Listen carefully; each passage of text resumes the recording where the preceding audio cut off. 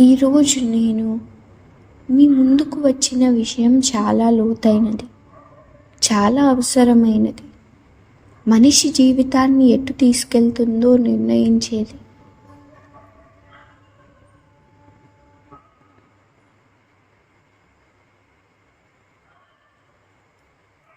అదే ఇంద్రియాలపై ఉన్న నియంత్రణ.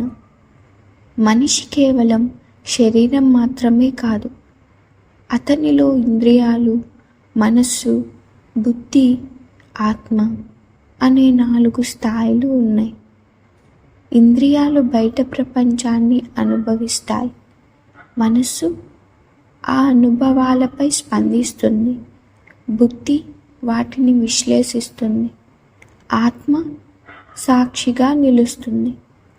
ఈ 4టిలో ఎవరి ఆధీనంలో ఉంటారో అదే మనిషి జీవిత దిశను నిర్ణయిస్తుంది. ఈ రోజుల్లో మనం చూస్తున్నది ఏమిటి? కన్ను కోరిందే అందం, చెవి కోరిందే వినోదం, నాలుక కోరిందే రుచి, మనస్సు కోరిందే సుఖం. ఇలా ఇంద్రియాలు ఆజ్ఞాపిస్తే మనిషి వాటికి బానిసగా మారిపోతాడు. అటువంటి మనిషి ఆలోచించడు, విచారించడు, సరైన నిర్ణయాలు తీసుకోలేడు. ఇంద్రియ సుఖాల వెనుక పరిగెత్తుతూ చివరకు శూన్యతనే పొందుతాడు. ఇక్కడ ఒక ముఖ్యమైన విషయం గుర్తుంచుకోవాలి. ఇంద్రియ నియంత్రణ అంటే ఇంద్రియాలను అణిచివేయడం కాదు, ఇంద్రియాలను సరైన దారిలో నడిపించడం. అగ్ని ప్రమాదకరం, అదే అగ్ని వంట చేస్తే ఉపయోగకరం. అలాగే ఇంద్రియాలు అదుపులో ఉంటే శక్తి, అదుపు తప్పితే విధ్వంసం. ఇంద్రియాలను నియంత్రించేది ఎవరు? బుద్ధి.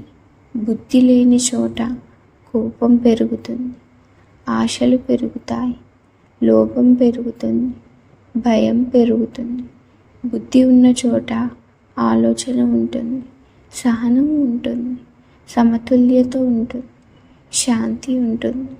కాబట్టి మనం బుద్ధిని బలపరచాలి. ప్రియమైన మిత్రులారా, ఈ రోజుల్లో యువత ఎదుర్కొంటున్న సమస్యలు ఏంటి? మొబైల్ వ్యసనం, సోషల్ మీడియా మోసం, తక్షణ సుఖాల కోరిక, ఓపిక లేని మనస్తత్వం.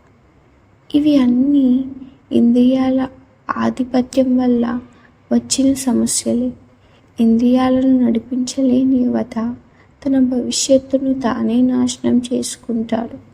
ఇంద్రియాలను నియంత్రించిన వాడు ఏకాగ్రత పొందుతాడు, తన లక్ష్యాన్ని స్పష్టంగా చూస్తాడు, విఫలమైనా కుంగిపోడు, విజయాన్ని వచ్చినా అహంకారం పెంచుకోడు. అటువంటి వ్యక్తి సమాజానికి ఆదర్శంగా నిలుస్తాడు. ఈ ప్రపంచం చెబుతోంది ఎక్కువ సంపాదించడమే విజయం, పేరు ప్రతిష్టలే విజయం. కానీ వాస్తవం ఏమిటి? తన మనస్సుపై అధికారం పొందిన వాడే నిజమైన విజేత. తన ఇంద్రియాలను నియంత్రించిన వాడే మహానుభావుడు. బయట శత్రువును జయించడం సులువు, కానీ లోపల కోరికను జయించడమే నిజమైన వీరత్వం. ఈరోజు నియంత్రణ కోసం ఆలోచించి మాట్లాడాలి. అవసరం ఉన్నదే చూడాలి, పరిమితంగా వినాలి, సత్యాన్ని మాత్రమే పలకాలి, సమయాన్ని వృధా చేయకూడదు. చిన్న చిన్న నియమాలే గొప్ప మార్పును తెస్తాయి. ఇంద్రియాలు నిశ్శబ్దంగా ఉన్నప్పుడు, మనస్సు ప్రశాంతంగా ఉన్నప్పుడు, బుద్ధి స్పష్టంగా ఉన్నప్పుడు ఆత్మస్వరం వినిపిస్తుంది. అదే నిజమైన ఆనందం, అదే శాశ్వతమైన శాంతి. ప్రియమైన మిత్రులారా, ఈరోజు నేను చెప్పదలుచుకున్న ఒకే ఒక సత్యం: ఇంద్రియాలను జయించిన వాడే తన జీవితాన్ని జయిస్తాడు. మనసు ఈ సత్యాన్ని మాటల్లో కాదు, గ్రంథాల్లో కాదు, మన జీవితంలో ఆచరణలో పెట్టాలి. అప్పుడే మన జీవితం అర్థవంతం అవుతుంది. మనసు ఇంద్రియాల బానిసలుగా కాకుండా ఇంద్రియాల నాయకులుగా మారుతాం.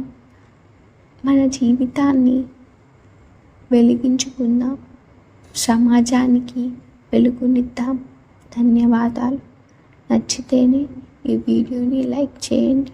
ఇటువంటి ఎన్నో ఆసక్తికర విషయాల కోసం మన ఛానల్ను సబ్స్క్రైబ్ చేసుకోండి.